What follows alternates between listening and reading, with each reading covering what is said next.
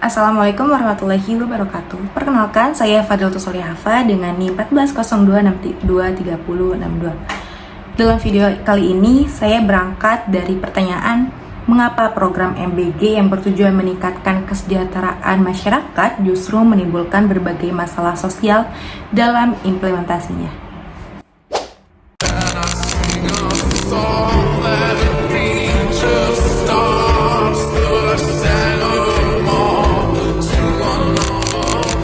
Tetapi dalam pelaksanaannya terjadi masalah-masalah yang sudah lama menjadi perbincangan dan kita juga bahas di sini. Dan pada titik akhirnya Presiden mendengar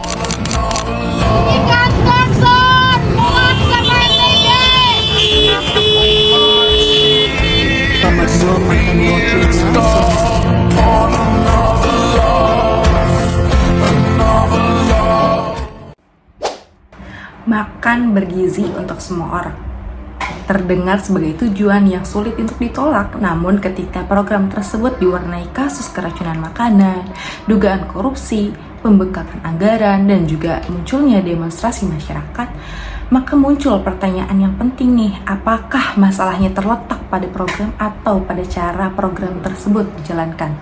Pertanyaan inilah yang menjadi titik awal untuk menganalisis program makanan bergizi gratis atau MBG sebagai fenomena sosial. Dalam perspektif sosiologi, kebijakan publik tidak hanya dilihat dari manfaat yang dijanjikan, tetapi juga dari dampak sosial yang muncul selama proses implementasinya. Program makan bergizi gratis merupakan salah satu program pemerintah yang bertujuan meningkatkan kualitas gizi anak-anak Indonesia, mengurangi angka stunting, serta mendukung peningkatan kualitas sumber daya manusia. Program ini dirancang sebagai bentuk intervensi negara dalam memenuhi hak masyarakat atas pangan bergizi dan juga pemerataan kesejahteraan sosial. Namun dalam pelaksanaannya, program MBG ini menghadapi berbagai persoalan. Beberapa kasus yang muncul itu seperti keracunan makanan, pembengkakan jumlah dapur MBG yang berdampak pada meningkatnya anggaran program, dugaan korupsi dalam pengelolaan program, hingga munculnya demonstrasi mahasiswa dan kelompok masyarakat yang menuntut evaluasi terhadap kebijakan tersebut. Fenomena ini menunjukkan bahwa suatu kebijakan sosial itu tidak hanya dinilai dari tujuan yang ingin dicapai, tapi juga dari proses implementasinya. Oleh karena itu, diperlukan analisis sosiologis untuk memahami mengapa program yang bertujuan meningkatkan kesejahteraan sosial masyarakat justru memunculkan berbagai masalah sosial. Program MBG mulai ditetapkan secara nasional dengan sasaran utama peserta didik dan juga kelompok rentan. Namun dalam pelaksanaannya muncul berbagai persoalan. Yang pertama, terjadi kasus keracunan makanan di beberapa daerah yang menyebabkan sejumlah siswa mengalami gangguan kesehatan. Setelah apa? Setelah mengonsumsi makanan dari program MBG. Nah, dari perspektif fungsionalisme, MBG ini kan dirancang untuk meningkatkan kesehatan peserta didik. Namun munculnya kasus keracunan makanan ini tuh menunjukkan nih bahwa fungsi tersebut tidak berjalan dengan semestinya. Alih-alih meningkatkan kesehatan, program justru menimbulkan resiko kesehatan bagi penerima manfaatnya.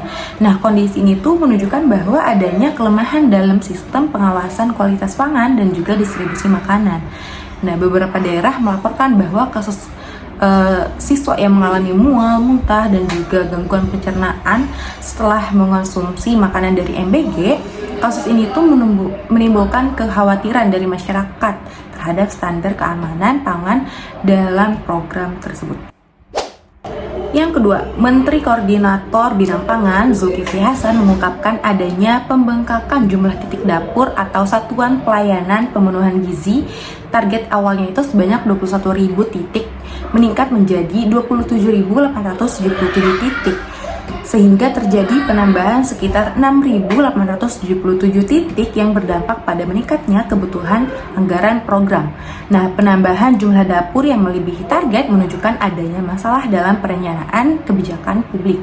Nah, dalam perspektif sosiologi pembangunan, efektivitas suatu program itu tidak ditentukan oleh besarnya anggaran, melainkan oleh kemampuan mengelola sumber dayanya itu secara efisien. Nah, pembengkakan jumlah dapur ini tuh dapat menyebabkan penggunaan anggaran negara menjadi kurang optimal dan juga menimbulkan kritik dari masyarakat. Yang ketiga, Kejaksaan Agung menetapkan sejumlah mantan pejabat Badan Gizi Nasional sebagai tersangka dalam kasus dugaan korupsi tata kelola program MBG. Nah, dugaan tersebut itu meliputi penyimpangan dalam pengadaan dan juga pengelolaan anggaran program. Nah, menurut teori konflik, sumber daya ekonomi itu sering menjadi objek perebutan kepentingan antar kelompok. Dugaan korupsi dalam pengelola MBG ini menunjukkan bahwa kekuasaan yang dimiliki oleh pejabat publik itu berpotensi disalahgunakan untuk kepentingan tertentu, bahkan untuk kepentingan pribadi gitu. Akibatnya, tujuan program untuk meningkatkan kesejahteraan masyarakat dapat terganggu nih karena sebagian sumber dayanya itu tidak dikelola sebagaimana mestinya. Yang keempat, muncul demonstrasi yang dilakukan oleh mahasiswa dari berbagai universitas dan juga masyarakat sipil yang menuntut evaluasi terhadap pelaksanaan program MBG yang dianggap tidak berjalan efektif dan juga transparan. Aksi demonstrasi yang dilakukan pada hari Jumat dapat dipahami sebagai bentuk kontrol sosial terhadap pemerintah. Masyarakat nih berusaha menyampaikan aspirasi dan juga kritik terhadap pelaksanaan program yang dianggap bermasalah. Dalam perspektif sosiologi, demonstrasi ini merupakan salah satu cara masyarakat menjaga akuntabilitas lembaga publik agar tetap menjalankan fungsinya sebagaimana mestinya gitu, sesuai dengan kepentingan bersama. Berbagai masalah yang muncul dalam pelaksanaan program MBG ini menurunkan kepercayaan masyarakat terhadap pemerintah. Padahal kepercayaan publik merupakan modal sosial yang penting bagi keberhasilan suatu kebijakan. Ketika masyarakat kehilangan kepercayaan, dukungan terhadap program pemerintah juga dapat berkurang. Program makan bergizi gratis merupakan kebijakan sosial yang memiliki tujuan mulia untuk meningkatkan kesejahteraan masyarakat Indonesia.